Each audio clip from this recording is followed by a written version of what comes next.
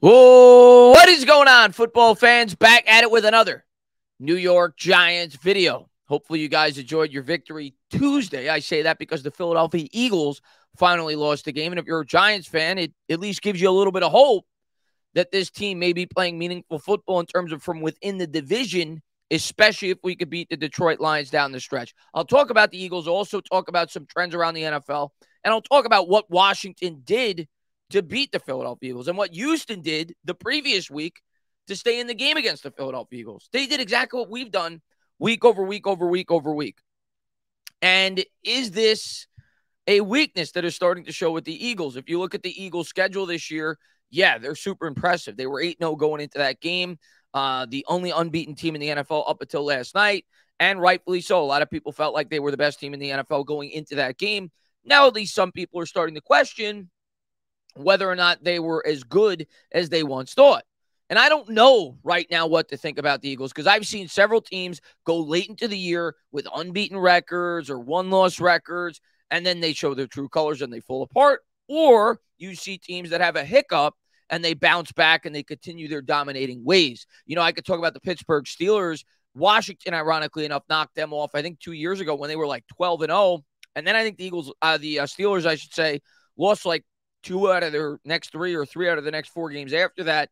And I believe they were a first-round playoff exit, maybe out of the bye. I can't recall. But they clearly proved not to be worthy of being an 11-0 football team. And I remember the Patriots a couple of years ago, kind of the same thing. They kind of fell apart in the second half after getting off to a very dominant start, especially defensively. I think that was maybe 2 or 3 years ago as well. But then you have teams that have one hiccup, and then they continue their dominating ways. And the story has not been told quite yet on the 2022 Philadelphia Eagles. Of course, last year, the Eagles went 9-8. They surprised the NFL world. And then, they were really active this year. And the main guy they brought in was A.J. Brown. And the way that Jalen Hurts has taken off so far through the first half of the season, you've heard people bring him up in MVP talks. And they have a very complete football team when you look at it. They're supposed to be very good against the run, even though they've struggled against that the last couple of weeks. I believe they have an injury to Davis, the rookie defensive tackle that they drafted, and they have an improved secondary. They have a well-balanced football team. They got great weapons on the outside. We know that Jalen Hurts is a dual-threat quarterback, and for the most part, they've beaten the teams they were supposed to beat. Now, when you look at the Eagles' schedule, outside of Minnesota early on, they haven't been beating the best of football teams, but you could say the same thing about the New York Giants for the most part. We've had a couple of impressive wins, obviously the Baltimore Ravens, the Tennessee Titans. But we've beaten teams that, we were supposed to beat. And when you look at the Eagles' schedule going into this game, they beat the Lions week 1 by 3. And it's early in the season, so teams adjust throughout the year. Then they beat Minnesota. That is by far their most impressive win. Then they beat Washington the first time they played. They beat Jacksonville, the same team we beat, by a similar score, by 8 points. They beat Arizona on the road by 3. They beat Dallas by 9.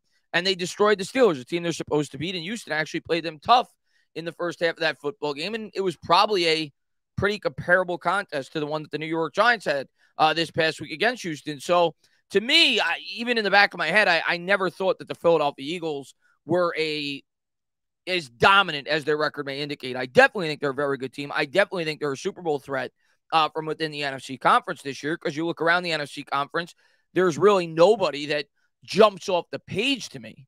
I've said it countless times. I think the 49ers are the most talented team, but even they are struggling this year. The Rams, of course, have taken a major step back. And the Eagles do what the New York Giants do very well. They run the ball. They definitely have more talent on their football team. They probably have the best offensive line in the sport, which that's obviously going to be a tremendous advantage come playoff time. And we'll see what Jalen Hurts could do in the playoffs when he gets there with the added weaponry on the outside. But have the Philadelphia Eagles shown a little bit of a chink in the armor, perhaps, right? Where they're not quite as good as maybe you once thought. Well, that remains to be seen throughout the rest of the year. But I think regardless, if you're a Giant fan, if you're a Cowboy fan, you have to at least feel a little bit better off of the way that you've seen the Eagles play the last couple of weeks. And you have to feel like at least we're going to have an opportunity when we go up against these guys. Of course, the Giants beat them last year, but a completely different team. We all know that. But if the Giants do what they do best, they certainly have a chance when we go up against the Philadelphia Eagles. The other thing I want to touch on in this video is the Odell Beckham thing, the rumor that came out today regarding the New York Giants and the Dallas Cowboys. I'll talk in further detail about that. And you got to think that we're going to hear more and more and more and more about Odell Beckham leading up into what many feel, and I'll pull up the exact quote from ESPN.com, is going to be a late November decision in which Odell Beckham chooses his team. But at least according to some sources, it seems as if right now the New York Giants and the Dallas Cowboys are the leaders in the clubhouse. I'll talk about some of the other destinations maybe I could see him going to, but it sounds like it's the Giants or the Cowboys right now. And maybe that'll change in a week, 2 weeks, whatever it may be. I'm still definitely leaning. I don't want to get people's hopes up too high. I'm still definitely leaning that he probably won't be a Giant, but it's at least increasingly likely, much more likely than I thought it was, a month or so ago. And when there's smoke, sometimes there's fire, and we'll see within 2 weeks if that's the case. But we'll talk further about that throughout the video. But I want to touch a little bit more on the Eagles and kind of just the trends throughout the NFL and what, Washington was able to do to beat them this past game. And the NFL is one thing I love about the NFL is how the sport is constantly evolving. You always see trends year to year throughout the league as the offense is trying to catch up with the defense is trying to catch up with the offense. And all you hear over the last 3, 4, 5 years is how running is a lost art, how it's a pass-happy league. And you see the Pat Mahomes playoff game, you see the Josh Allen playoff game. What have teams done this year to adjust to that? You've seen teams kind of mimic what the San Francisco 49ers were last year in the playoffs. If you look at the run frequency right now in the NFL, it is eye-opening. You have to go all the way back to 2008, where you saw 3 teams running the ball over 50% of the time. The Chicago Bears at almost 60%, Atlanta Falcons at 56%, the Tennessee Titans at 54%, the Giants at 54%, the Eagles at 51%, and the Baltimore Ravens at 50%. 4 of those teams are very successful this year. Obviously, with Tennessee, who's 6-3, the Giants at 7-2, the Eagles right now at 8-1, and the Baltimore Ravens at 6-3, a team that could easily be 9-0. The other 2, not so much. Justin Fields starting to play a bit better, but obviously neither one of those teams have been super impressive this year. Atlanta's been probably a little bit better, as funny as that may sound, than I thought they would be at the start of the year. But you're seeing teams run the ball a lot more than they have in recent years. To put that in context, I think last year there wasn't a team that ran over 50%. I don't think. Maybe there was one. And if that was the case, then it was 2020 where there wasn't a team that ran for over 50%. But like I said, you got to go back to 2008 where you saw 6 teams that ran the ball 50% of the time. That is how the New York Giants have won football games. That is how the Philadelphia Eagles won football games last year. This year, of course, they have more explosive plays due to the fact that Hurts now is second year in the offense. They had A.J. Brown, so they certainly have weapons throughout that offense. But the magic formula to beat the Eagles, I think, was on full display last night. And it just goes to show you that there's really not a team, because if they're thought to be the best team in the league, I don't think that there's a team in this conference, because now it's been 2 weeks. You saw Dameon Pierce run all over them. He ran for 136 yards on the ground. The Texans were well within that game. We've seen the Eagles struggle in the second half all year. And if they're the cream of the crop, which rightfully so, people have said that from within the NFC conference, after seeing what Washington and Houston have done the last 2 weeks, do I think the Philadelphia Eagles are unbeatable? No. I think if the New York Giants are able to play their game, they could keep it close with the Philadelphia Eagles. And if you could keep it close, you got a chance in the league. And if the Giants are able to knock off the Detroit Lions and get to 8-2, suddenly you look at your last 7 games and you look at, obviously, you got an opportunity against Washington, playing them twice. You got the Cowboys, you got the Eagles. So you have everything you could possibly want as a fan lined up for you with a chance to potentially take home the division. It's not going to be easy, obviously. You sprinkle the Vikings and the Colts in there, and the Colts actually look better than they have in recent weeks this prior week. And we'll see how the Jeff Saturday experiment goes along this week when hopefully they knock off the Philadelphia Eagles. So it won't be easy, and by no means am I telling you I expect us to win the division, but I'm certainly telling you, how could you say otherwise, that right now we're more than halfway through the season, the New York Giants have a reasonable chance to win this division.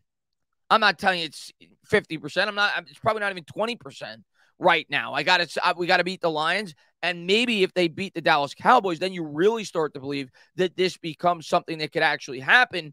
But the fact that we even have that possibility right now has to make you so happy as a Giants fan. It was such a great week for the Giants.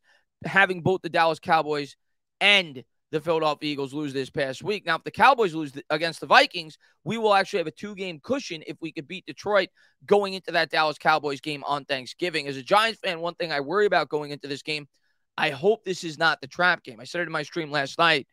You got to think the players are going to have their eyes set on Thanksgiving. It's the Dallas Cowboys, huge game. I'm not too fearful of it because I think Brian Dable will have them prepared, but that's something that you worry about as a fan. If there was ever a trap game this year, I think that would be the one.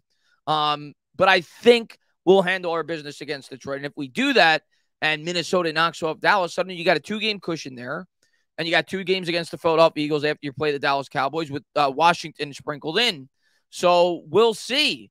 But last night certainly left me a bit more optimistic that we will have an opportunity to compete in every one of these football games, specifically from within the NFC East division. The NFC East, to me, is the craziest story maybe I've ever seen in the history of the NFL since I've been watching the sport.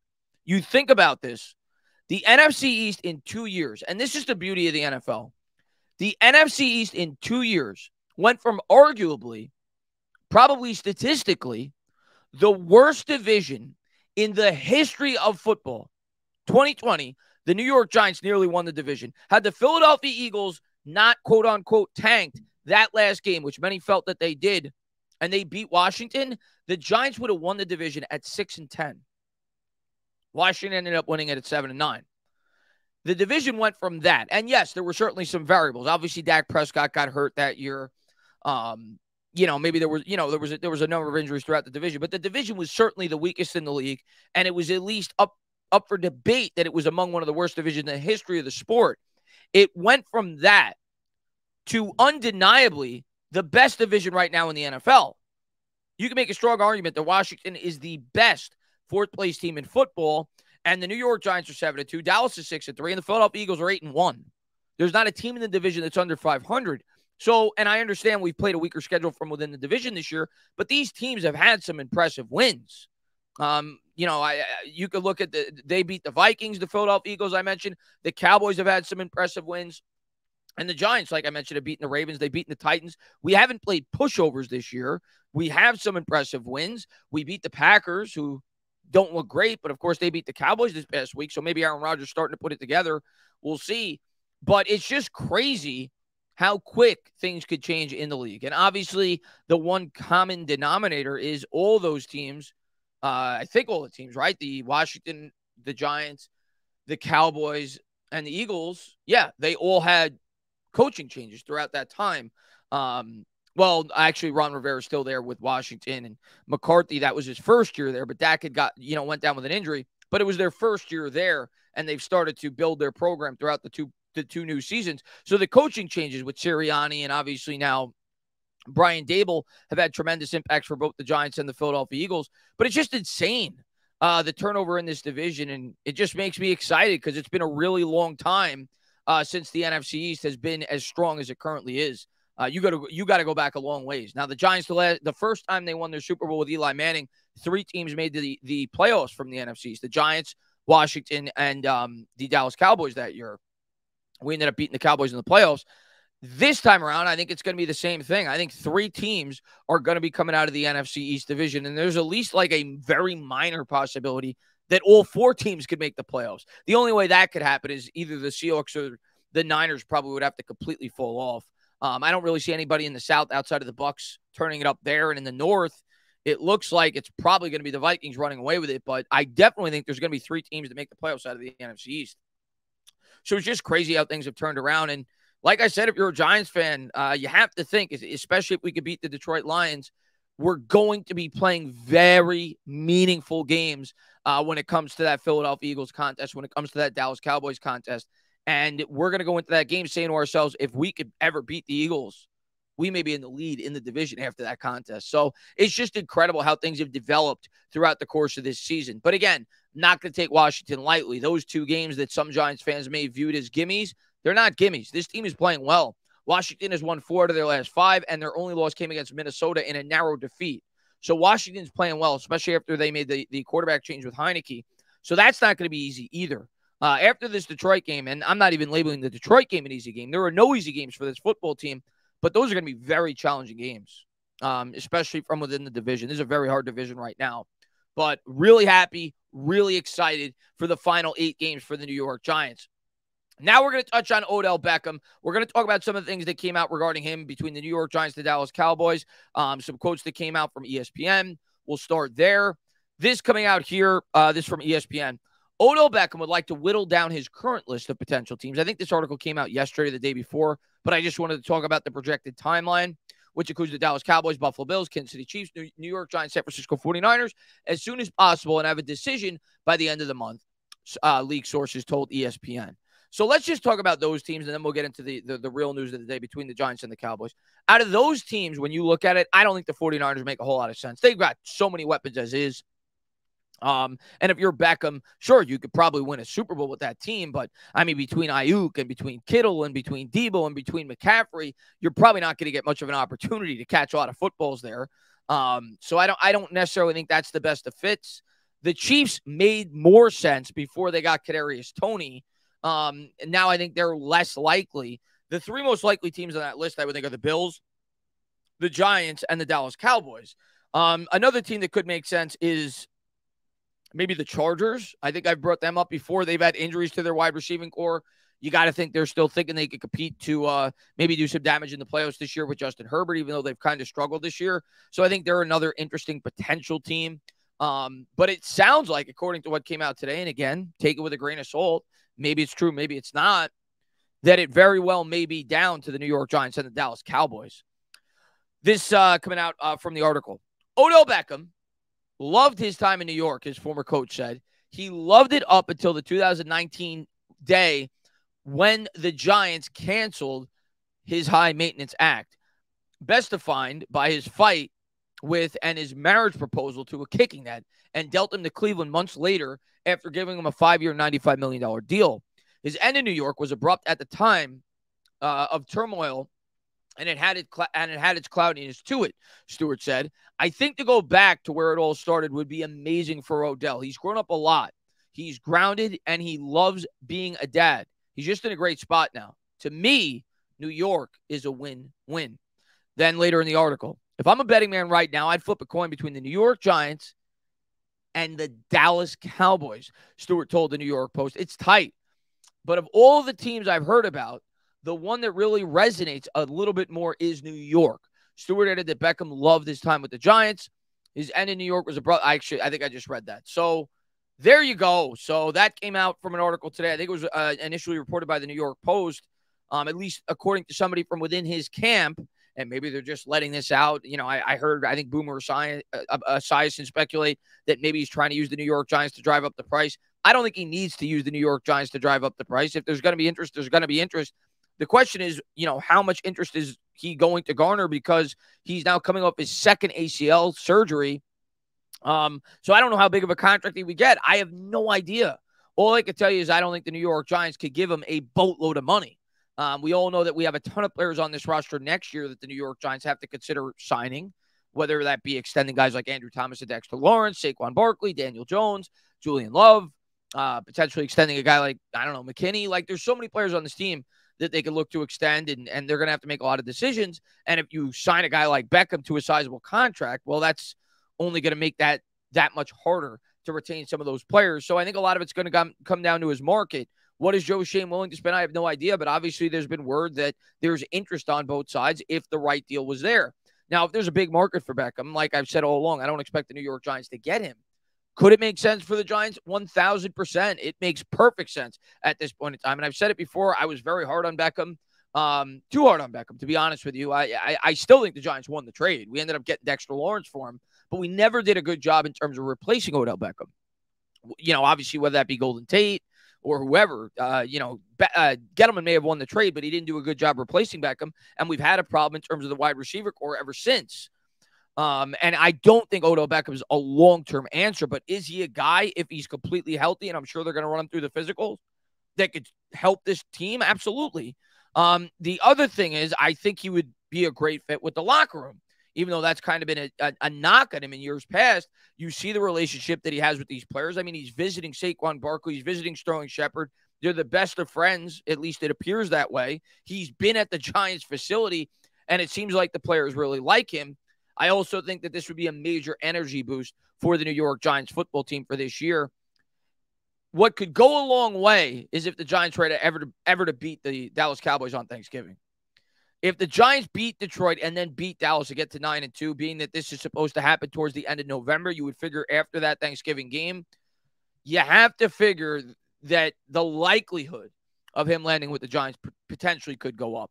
But a lot of it's going to come down to the contract, what his physical looks like, and what Joe Schoen's willing to commit to him at the wide receiver position. At the end of the day, he's 30. He's coming off 2 ACL tears. So the Giants should proceed, in my opinion at least, but I think they should proceed with caution. You're not going to give this guy, a ridiculous contract, but I can't imagine that his market is going to be super high.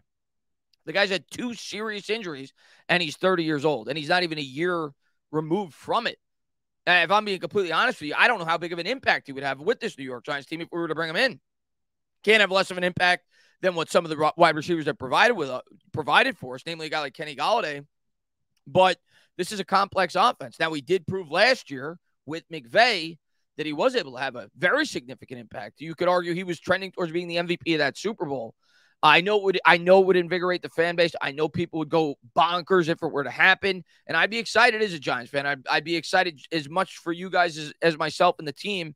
And I think it could spark some energy for the team in the second half. But we'll have to wait and see. I'm still definitely leaning it will not happen. But there's a lot of smoke to this. And it sounds like Beckham, if the deal is right and the circumstances match up, would prefer to come back with the New York Giants and maybe end his career. It would be a great ending. If I had to pick, and I know Giants fans don't want me to say this, I think it's going to be the Dallas Cowboys. But I hope I'm wrong. I hope the Giants and Beckham are able to work something out, and he's able to spend the last couple of years of his career with the New York Giants, and he's able to help us one day win a Super Bowl, which I'm sure was his dream when the New York Giants initially drafted him. We'll have to wait and see. I'm sure I'll have videos up on this in the next couple of weeks, being that this is you have to assume, going to be a story leading up until, the end of November, until such time we receive word on it. But I wanted to talk briefly about that. I wanted to talk about the state of the division, how I view the Eagles right now. And yeah, if you're a Giants fan, be excited, man. We got a chance. Keep doing what we've been doing. Pound the rock, stick to our identity, and give ourselves an opportunity to stay in these football games and hopefully create a couple of turnovers. I'm not telling you we match up great with the Eagles. We don't. They would arguably be the best wide receiver core we're going to be going up against all year. Obviously, between A.J. Brown and Devontae Smith. That's going to be a tough matchup for our corners, especially with a lot of the injuries that we have in that secondary. But give yourself an opportunity. Chew up the clock, and hopefully Wink can come out with a good game plan when we go up against them. But it's one game at a time. Before those Eagles games even mean anything in terms of for the division, you got to beat Detroit, and you probably got to find a way to beat the Dallas Cowboys, which is going to be a tall task. The optimistic side of me for that Dallas Cowboys game, and again, I don't want to look ahead of Detroit, but the optimistic side of me says, you've seen what Brian Daboll's been able to do from within games this year. He's made great second-half adjustments. Now you're giving Daboll an opportunity to coach against a team that he's already gone up against this year, and you have to figure that he and the New York Giants coaching staff will make some very good adjustments going into that game. But that's a long ways away. First things first, beat the Lions, then we'll worry about the rest of the schedule. As always, guys, if you like what you watch, please subscribe. Drop a comment. Maybe give me a little thumbs up. Cheers.